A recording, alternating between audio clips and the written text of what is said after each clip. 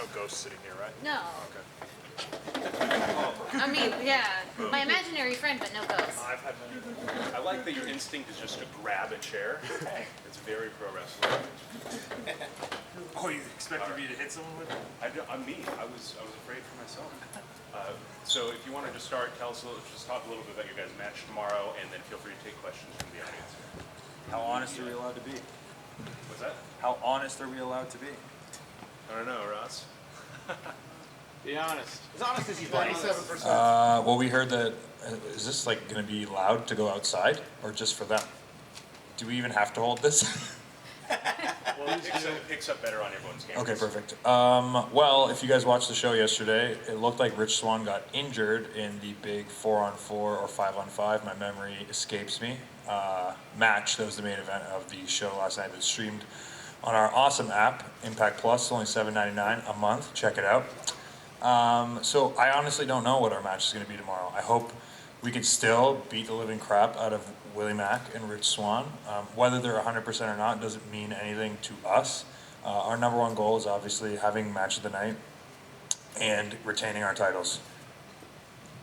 I mean, I'm just personally excited because we won these championships the last time we were in Texas, 2 days before Slammiversary, and now to come back to Dallas, having, 8 months as tag team champions, and just show up and show out like we usually do.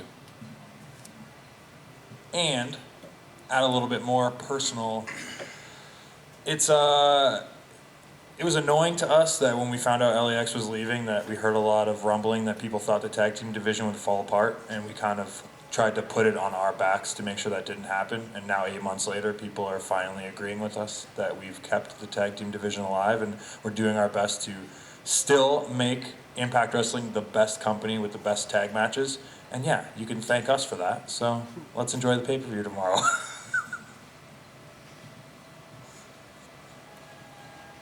Question? Sure, yeah. Cool. Nick Hausman, Wrestling Inc. If not Rich Swann and Willie Mac tomorrow, which tag team do you feel would be deserving to step up? Do you have a preference of anyone you'd like to work with? The Rock and Sock Connection would be my number one choice. Great. My number two choice would be the Motor City Machine Guns. And my third choice would be the Rascals. And not the Rascals that we beat last night. I think, obviously, Trey Miguel is the solo act out of the three. He's wrestling for the X Division title tomorrow.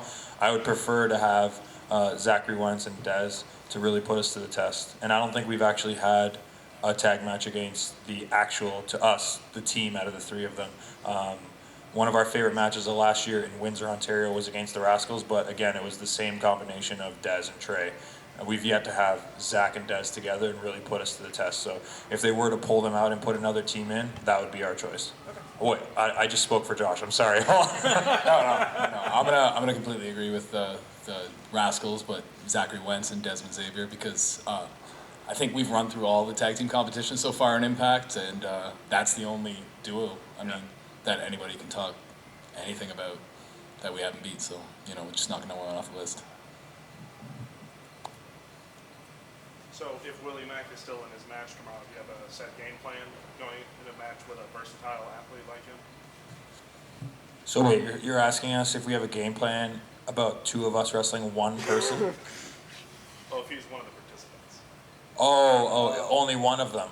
No, well, we've been prepping for Willie Mac anyways, so, if he's in the match, I'll let Josh do it. I don't think we've been prepping for Willie Mac. Willie Mac's been the weak link the whole time, Rich Swann's obviously the star of the team, the guy that could, in that gauntlet match, and what was it, the Axis debut the week after? Yeah. Rich Swann's a star. He could be a world champion one day. We know that. We'll admit that. And, the whole thing's been about Willie. So if Willie wants to find a tag team partner, he wants to try to step to us in a handicap match, I don't think the outcome's going to be any different than it would have been anyway. Yeah, he should definitely do what he did with Rich and find someone more talented than himself to carry the team. Mike Johnson, PPV Insider. How are you guys? Good, how are you, Mike? Good.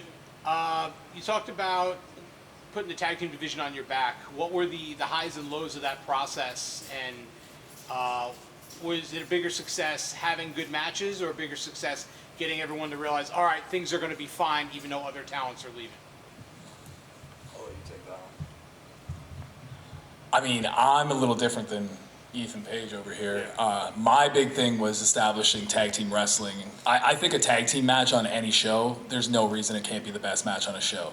I mean, just with the rules, with having the aspect of somebody on the apron, different stuff, like you can put a crowd through so many different emotions having a tag team match. So if we don't have match of the night, that's a disservice to what we've been doing. So it was just me like establishing the rules first and foremost, that we are a real tag team. We use the tag ropes every time. You know, the ref, you know, we might use them to our advantage every once in a while, but like we exploit tag team wrestling for what it is. And I think it can be the best if it's done right. And not everybody, you know, valued that in the past. So people leave, but we stepped up, and I think we've carried that torch and maybe brought it further than it was even before.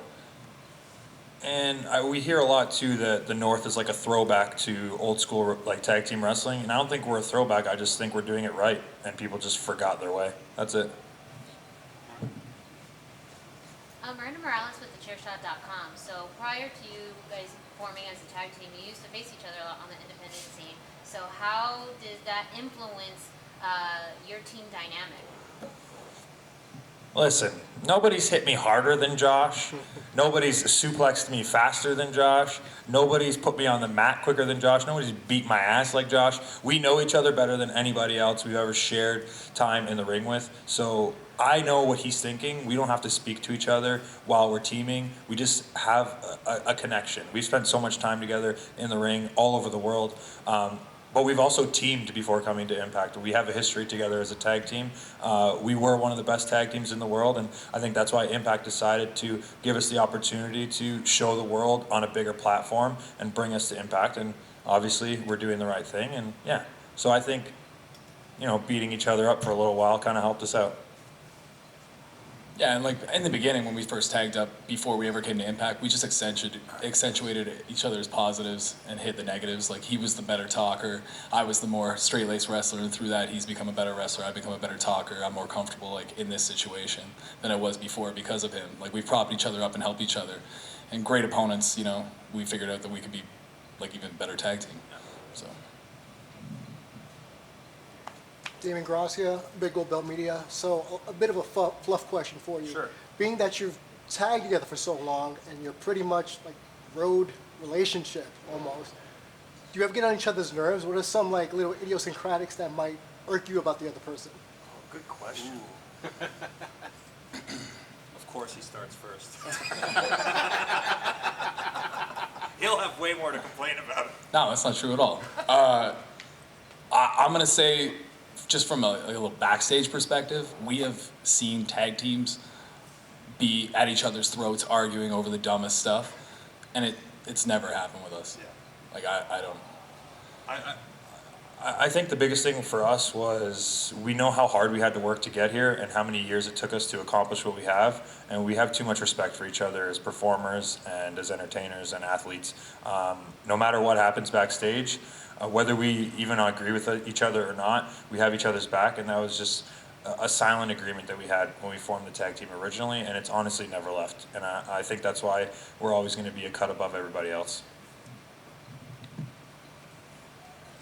I wanted to ask real fast. We were talking with Eddie Edwards earlier about the TNA show coming up in April.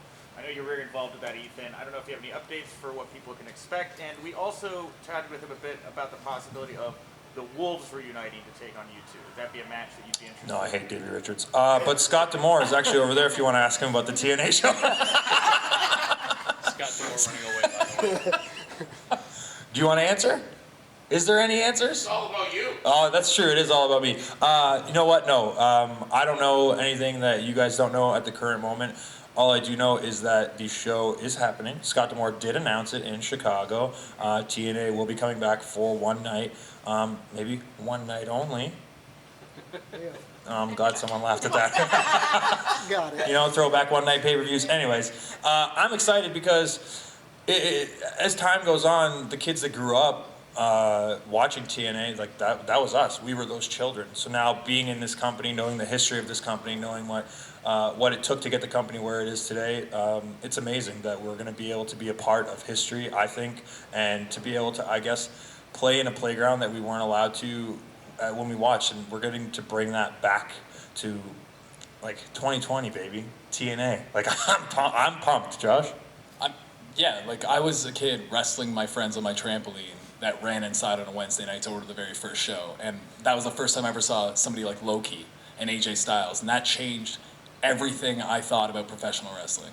Through them, I found Ring of Honor. Through them, I found all these other things. And I think TNA's history, as you can see on the app, whenever you want, is some of the best wrestling in the world. And that's why all these guys have, like, they've moved on to be regarded as the best wrestlers in the world. Like, just to be part of TNA, or now Impact, and then to do the TNA throwback show, like I'm honored. I think it's like awesome. I'm marking out for it.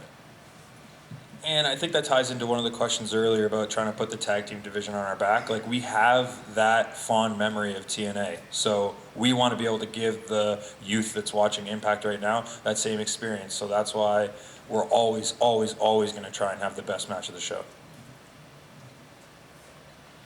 You guys are each from Canada at different points in times. Being a Canadian wrestler trying to come to the United States has been a point of frustration for you. What advice do you give to international talents trying to break into the United States where they can get the most exposure, to do it without falling through the pitfalls of, all right, if I go over the border one too many times, I'm going to get snagged, or getting banned from the country like some other talents, not you two, but others have? Like, from your perspective of someone who's had to overcome all that, what advice do you give to other international performers who are trying to find their way here? Well, for us, it was always the risk will be worth the reward. And I've had contracts with companies in America without having a work visa. Is terrible.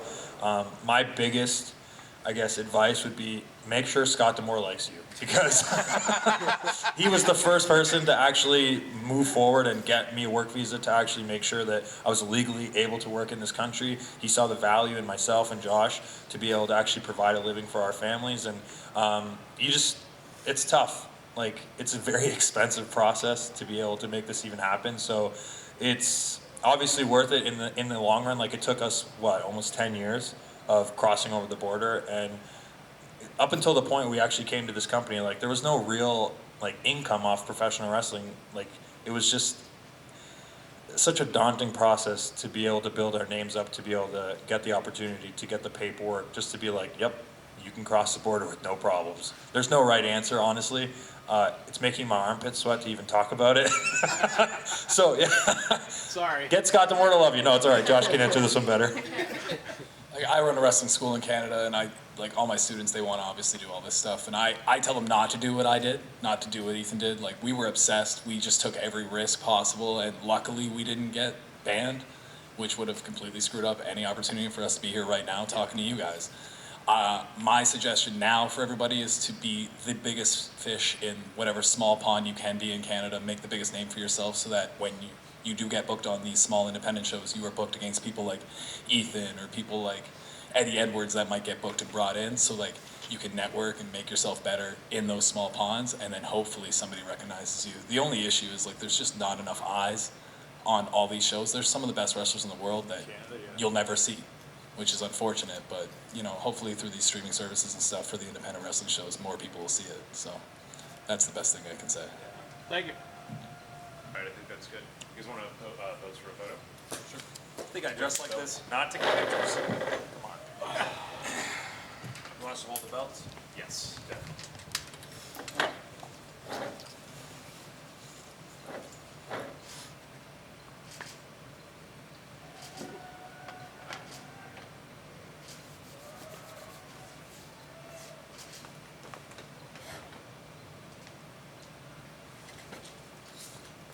Thanks, guys. Thank you. One more. Yeah.